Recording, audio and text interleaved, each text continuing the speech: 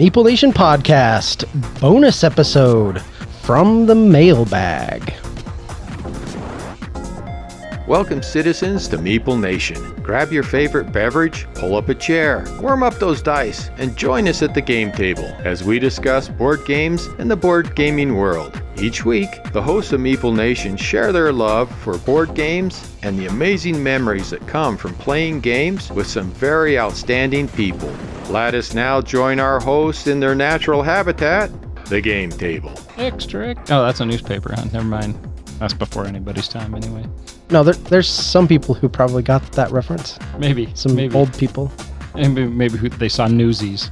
Yeah. Oh, that's a line from Newsies. Oh, he's quoting Newsies. Is that the show with the young Bruce Wayne in it? Wait, is there a... It's Christian Bale. Is Christian Bale in Newsies? Yeah. Oh, really? Yeah.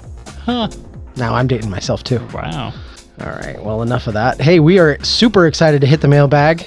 The mailbag was Salvatore, apparently, because he has been sending us some excellent questions with really no preamble or ado or anything. We're just going to dive right in.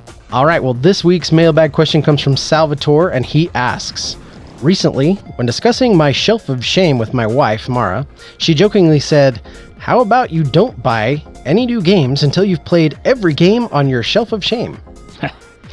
Right. Yeah, right. That's going to happen. Then I jokingly replied, that would take about 10 years, and I don't want to miss out on new games for a decade.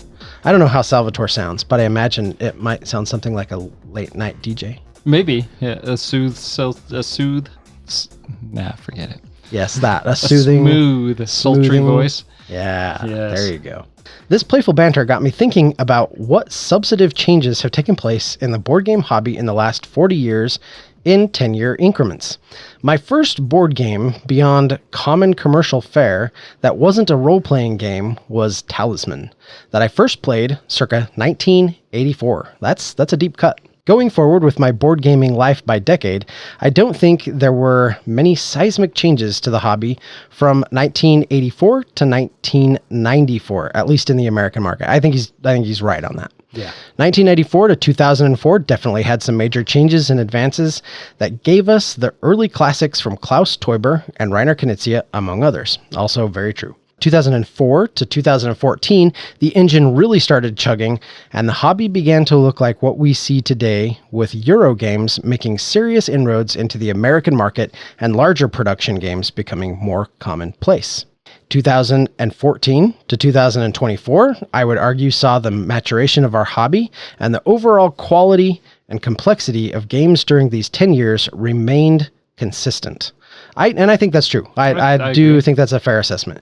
Despite our cult of the new fascination, games of the last 10 years have reached a quality, complexity, and production standard that is largely consistent. Yeah, for the most part, I think that's true. He goes on to say, I own Blood Rage, and I recently asked an employee at my friendly local game store what he thought about it. He replied, it's a great game, but it's like 10 years old and certainly shows its age. Do you just punch that guy in the throat? I don't know how you respond to that. He goes on to ask, is this true? Does Blood Rage really show its age in low production value and rudimentary game mechanics like it was produced in the early 90s?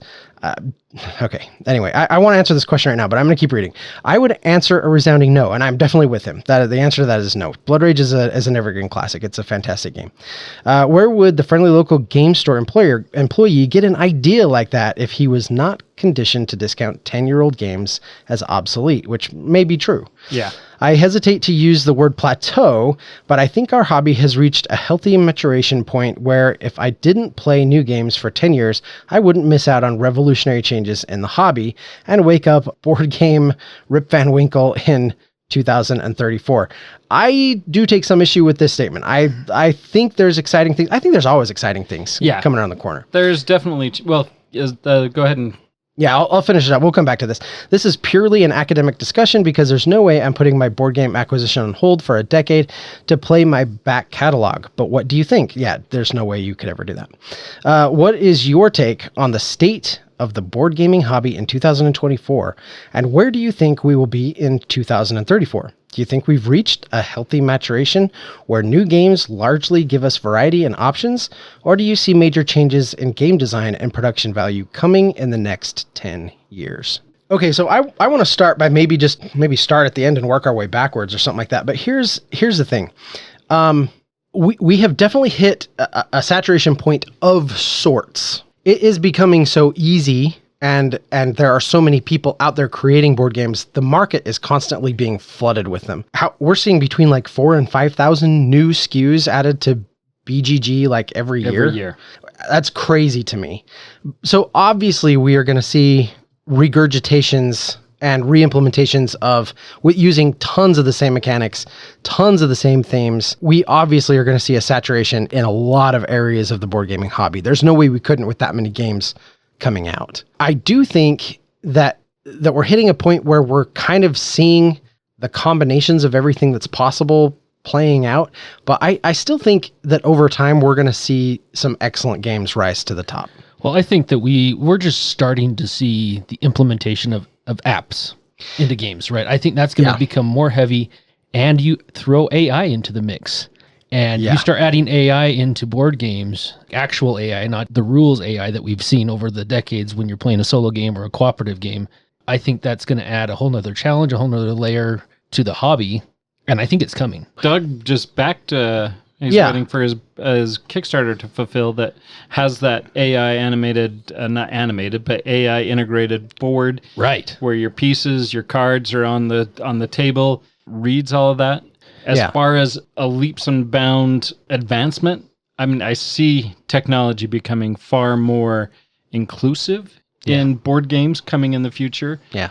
Well, and we'll see, because some of these might fall flat on their face. Absolutely. Right? But this is definitely the direction I think we're going to see a lot of innovation in the apps, the technology, the digital boards. The Taburu system is the one that I backed. Right. We'll give it a shot. We'll see if it goes. It might suck. Well, I don't know. But you have to we'll try it. You have to pioneer through it, right? I mean, it's like the board games Salvador talks about in the early 2000s.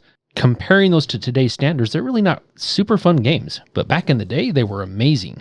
Yeah. And they were the pioneers of what we have now. This Taburu board and all these new things coming out, they may not be great or they may be fun, but what's going to happen in 10, 20 years, we're going to look back on that and be like, that's really kind of lame compared to what we have now. I think there are still great things ahead of us in the industry.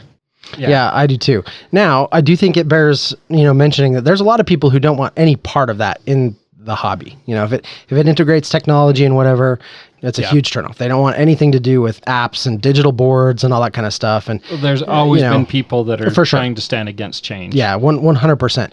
And I will say, I'm definitely not one of those people. I definitely don't want to see a seismic shift in that direction. I want board games to stay board games. I still want them to be mostly cardboard and cards and plastic chips and all those kinds of things, right? So I guess my question is, if you cut sort of that technology, because it was interesting, we all kind of went there, that's the big innovating area that things will go. If you kind of remove that, what innovations are you seeing in the industry? Well, I think there still are game mechanics out there that will be created that don't exist yet. We've seen so many games that have so many of the same rehashed, tweaked a little bit, combined with other game mechanics to try to get cool combinations. We don't see a lot of new stuff, but that's not to say that we won't see more things and someone's not going to get innovated and find other game mechanics or ways to implement games and play games. I think there's still plenty of ideas out there that will be implemented. We haven't completely finished inventing the wheel yet on this. Well, how long ago did legacy games come out? But let me look that up real quick. At least 10 years, 10, 12. Was it 10, 12? What? What game kind of... Risk Legacy, I think was the first one. Or was it Pandemic? No, it was Legacy. Was it Risk? Before. Okay. And that was 2011. So I guess, that was over 10 years ago. Yeah, so we saw the beginnings of Legacy in the last decade, right? According to Salvatore, the way Salvatore has it broken down here. So, this decade, Legacy games, I think, are risky. It's a high risk, high reward kind of thing. I think when you really make an excellent one, like Clank did, people love that. And we're now seeing a Clank Legacy Season 2. Right. That's going to be hitting the shelves. We saw, 3 Legacy games for Pandemic because those were really popular. Do we see another Betrayal Legacy game? Because I don't think that one was universally praised as much. Do you know what I mean? Are we going to see another Ticket to Ride Legacy game? I don't know. I still want to try that one. I've heard good things, but I think they're a little tricky to pull off. Yeah, I mean, and that's where the whole discovery of is it, right? There are people who thrive on that. Like for me, I really loved Seafall, Andy's favorite game. And as soon as I mention that, I can just hear Andy's eyes roll as happiness just leaves his body. But I've gone through that 3 times, and I guess two and a half You are a times glutton for punishment. since you fizzled on us, Andy. Do you hate yourself that I much? love that game. That game was a ton of fun. And I have another copy of it ready to play. And I think I'm going to try to incorporate Dave again because Dave very much liked it. Sucker. But, maybe get Greg, I've got somebody it. that has a soul I have a copy of it too. that I could play with. Yeah. Yeah. And I don't know if you'd be interested to start it from the beginning, Doug. Maybe be more invested in it that way. I would certainly try it, but here's the problem. I would hate to commit to something like that, given And that then it's a just hate legacy it. game where you're trashing cards and kind of like ruining that version of the game, Yeah. and then be like, yeah, I can't do it, because I would feel genuinely really bad. So You I get don't over know. it, I promise. I definitely will not jump in the middle though. If I had tried it, I would have to start Yeah. at the beginning. No, for sure. I totally agree. That's something. It's like Andy. Same thing with Andy with Clank Legacy. He finished off somebody else's Clank Legacy, and my experience with Clank Legacy is I think we got 3 games in it before our group kind of fizzled there. So I've picked up a second copy of Clank Legacy so that I could play with you two and experience that from the get go and go through that. Well, the beautiful thing about Clank Legacy is I've only played the last 3, and I loved it. Even jumping into the middle of it. So that probably will end up being my favorite Legacy game once we played the whole thing through. And Doug, maybe you can speak to this. Is there as much story in Clank Legacy as some of the other Legacy games that you've played? It had, I think, slightly less story than the Pandemic Legacy games did. It moved through the story pretty quick. It definitely had story. There was substantial story there. But as I recall, I'm thinking about my playthroughs of those two, and I think there was quite a bit more in the Legacy, in Pandemic Legacy. It came more in between the missions than like during the mission. That's one thing about Clank, was that it doled out the story while you were playing as well as in between playing. Pandemic Legacy focused more on giving you big bursts in between the missions. So Yeah. Then that's why I like Seafall so much, is there was the story before, there was kind of the preamble before each episode, and then as you discovered stuff, there was little bits of story as you went through. yeah. But anyways, this isn't an episode about Legacy No, it's games. not. But No, but we've seen a lot of that in the last We 10 have, years, right? for sure. We talk about innovations. But I think about it, you think about the first Legacy game and how, and I'm going to kind of kick this back to maybe like 20 years ago as well. How far have Legacy games come from Risk Legacy? Absolutely. And one of my favorite game mechanics is deck building. The first deck builder I played was Dominion. And I look at where deck building has come from since Dominion came out, and it's evolved immensely. And there are a ton of fun deck building games that I enjoy more than Dominion. One of our favorite mechanics, I think. For sure. So, I mean, so to say that I'm going to put, even if we just take one game mechanic, like deck building, well, I've played it, this mechanic, I'm good for 10 years, I'm going to play all my Shelf of Shame stuff, and I'm going to come back. I think that mechanic alone will have evolved so much that it would be unrecognizable compared to what it started out as. I mean, we look at games like Settlers of Catan, everything that kind of spurned off of that game. We look back at that and it's like, that's really so simplistic and kind of silly, but what it spawned and what it created and how that evolved over the last 20 years is huge. And I would argue probably the biggest thing that it spawned was the community. For sure. Yeah, For sure. absolutely. And even you look at some of those older games, Catan has had updated For sure. Yep. relooks of it. I look at, I was talking with Mike, our friend Mike, at our barbecue the other night, and we were talking about older games, and I discovered that he owns and enjoys Awari, and I was like, well, yeah, that's great. It's a remake of Web of Power. Right.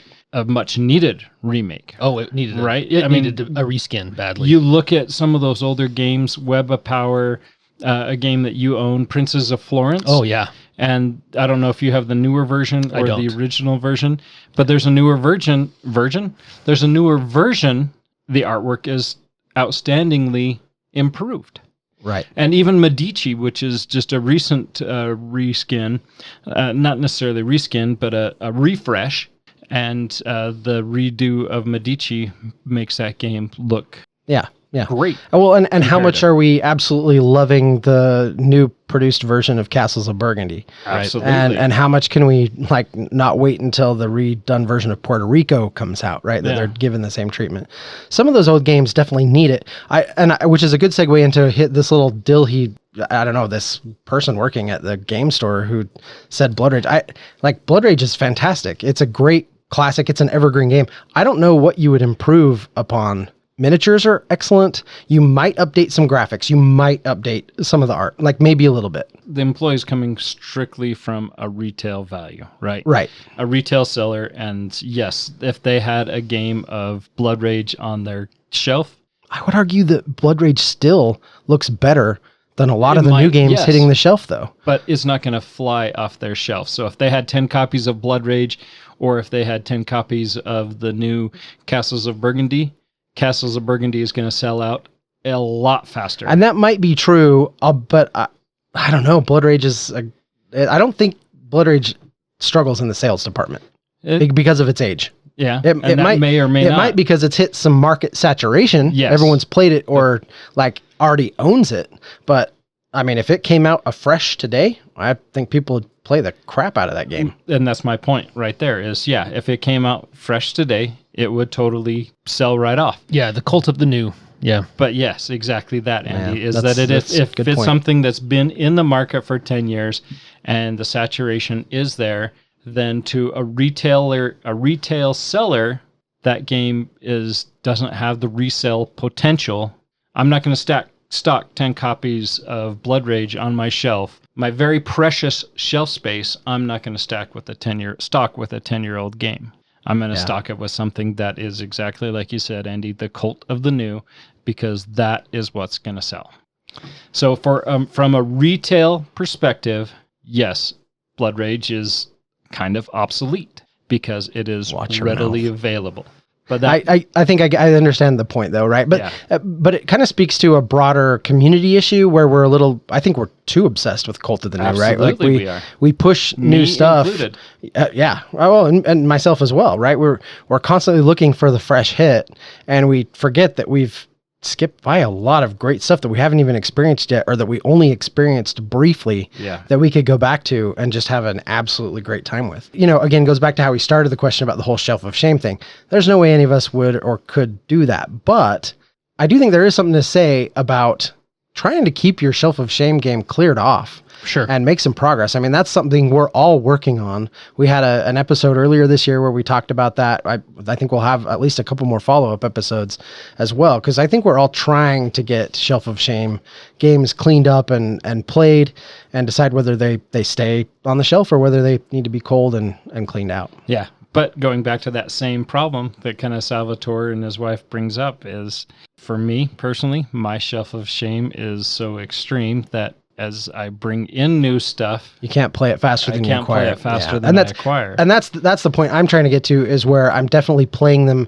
I'm playing them faster than I'm acquiring them. Yeah. So that eventually there's an equilibrium that gets landed on. Yep.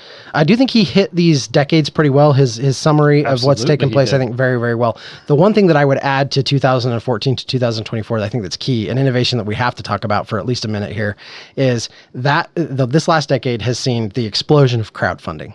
Right. I mean, and which is huge for our industry. I mean, its importance cannot possibly be like overstated, right? Like it is, it has revolutionized our hobby and has allowed so many incredible great games to flourish and thrive and find foothold and community and everything else that would not have ever happened without crowdfunding. Now, I'm curious to see where crowdfunding will go in the next 10 years, because I do think that we are seeing a die-off of the big bloat crowdfunding campaigns.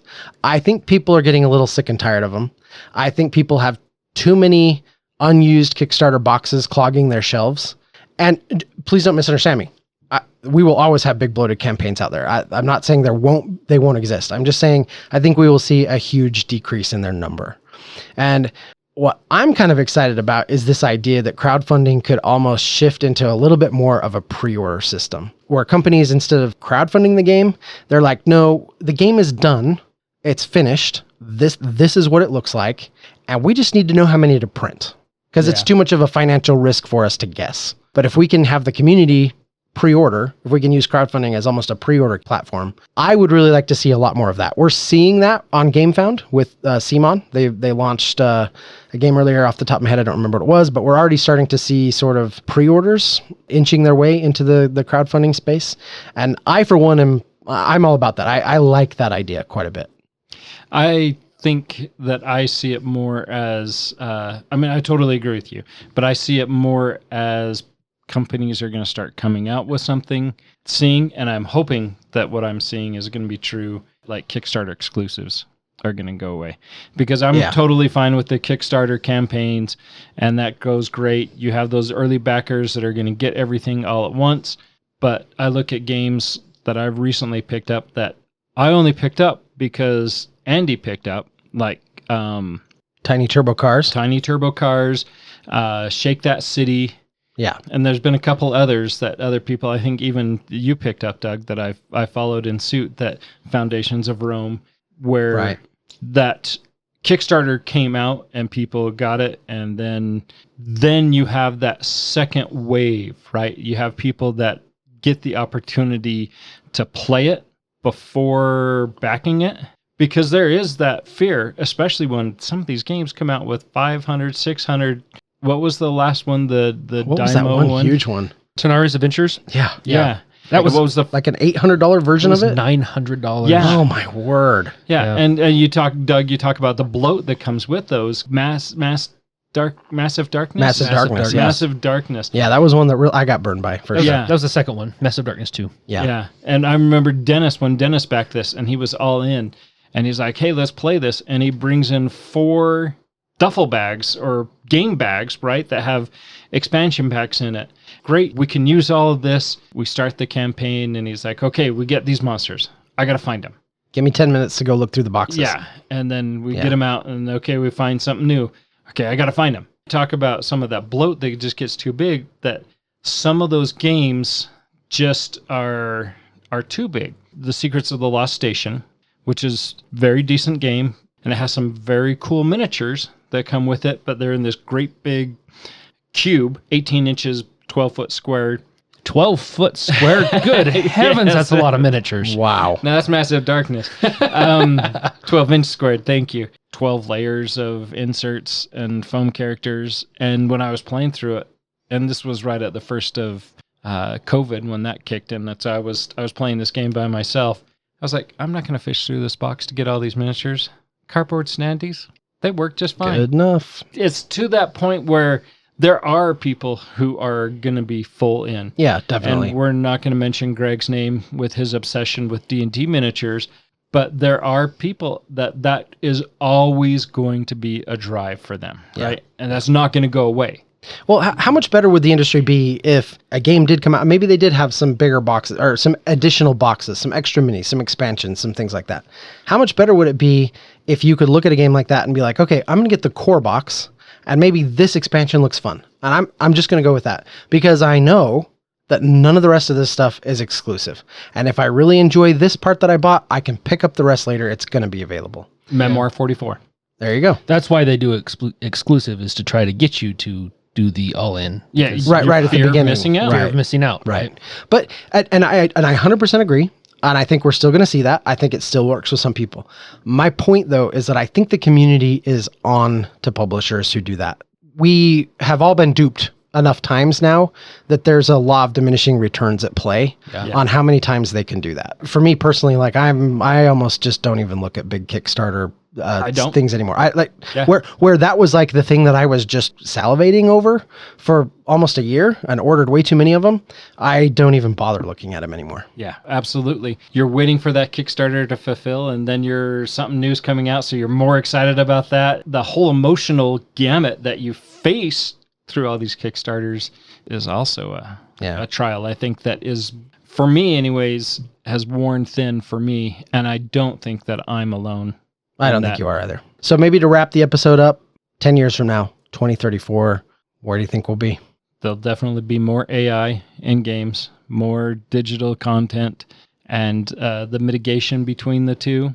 And I don't know. I mean, I see the the drive between websites like BGA, where there's digital implementations, and a lot of people have their phones, right? And they can play these games on their phones that are actual games. And for the industry, it makes a lot of sense for them too, because for me personally, when I'm going to teach this game, I want to teach a game. I'm going to buy a game so that I can teach my wife, so that I can play it online, and then I'll call the game. A lot of the games that I acquire that are older games, I acquire for that reason, because this is something that is on a digital platform that I can use to teach my wife.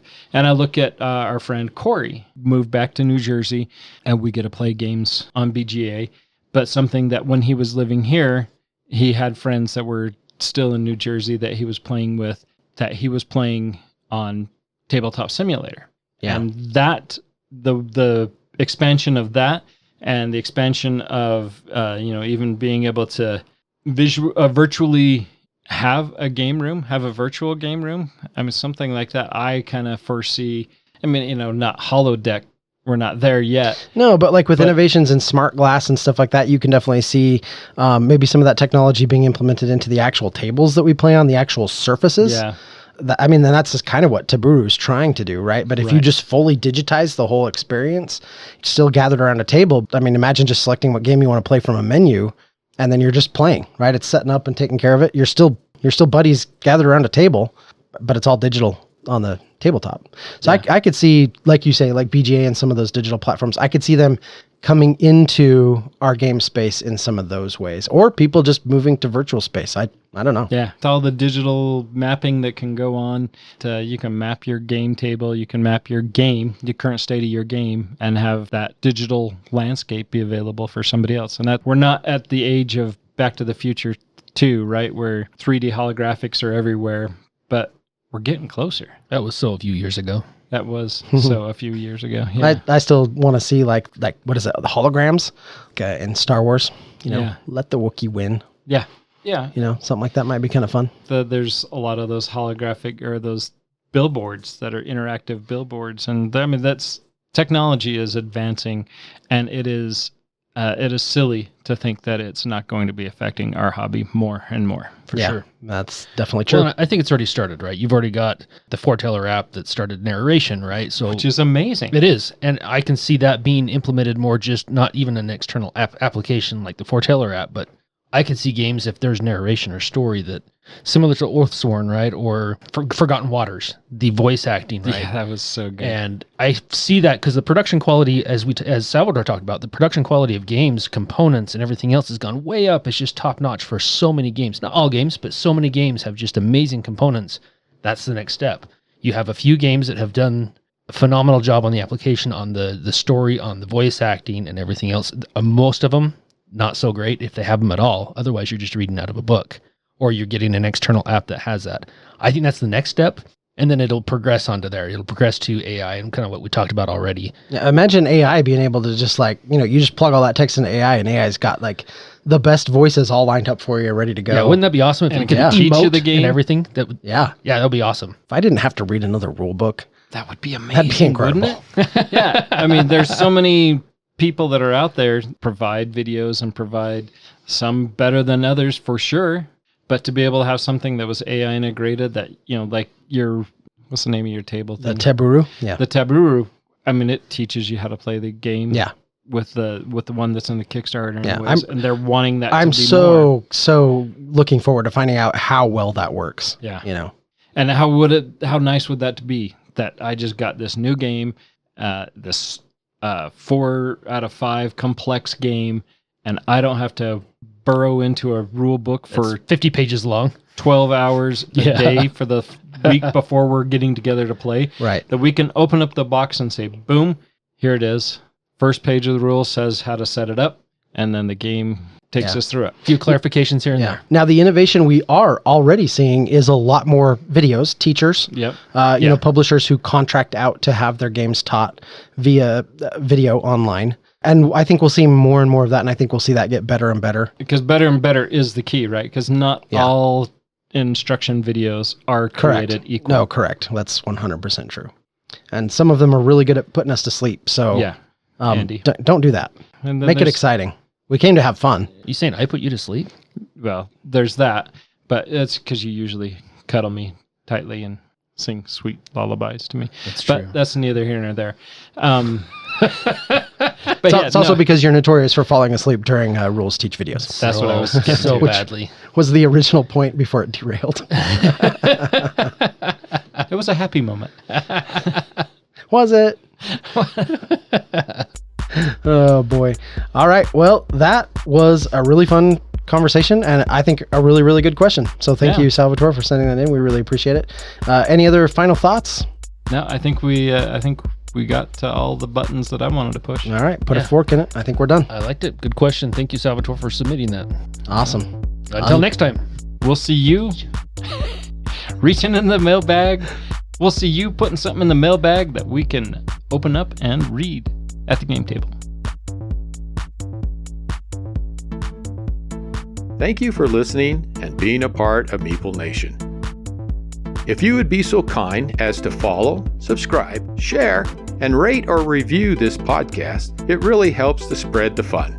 You can be more involved in supporting the podcast by joining the nation at patreon.com/MeepleNation, or you can find a link at the top of our webpage, meeplenation.com. And while you're there, look at all our extra content. There are links to all our past episodes, a wide variety of blogs, pictures from our Instagram feed, and bios for all the hosts and our awesome bloggers. Follow us on Twitter, Instagram, and Facebook, all under Meeple Nation.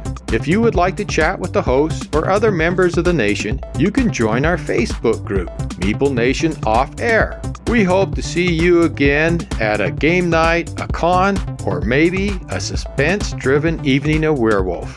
Thank you for listening and supporting Meeple Nation, and stay tuned for next week's episode. Thank you so much for listening. We very much want to thank our patrons who help keep the podcast running. I personally want to thank my co-hosts for all the help they provide with both content here on the podcast, in addition to what we have available on our website. Without them, the podcast would not happen. If you too would like to support the podcast, you can join the nation at patreon.com/Meeple_nation. Or you can find a link to Patreon at the top of our webpage, meeplenation.com. If you have any questions, comments, or games you feel should be on our radar, you can always reach us at meeplenation@gmail.com. We can't wait to hear from you. I am grateful to Doug and Andy who helped me edit episodes, and I want to thank James and Kim Clark who do the editing on our blogs and on our webpage, which can be found at meeplenation.com. We want to thank Brain Detergent for our music. If you want to find more from him, you can follow his links that can be found on our webpage, or simply search for Brain Detergent on YouTube to find more of his tracks. Thank you again for listening and being part of the Meeple Nation community.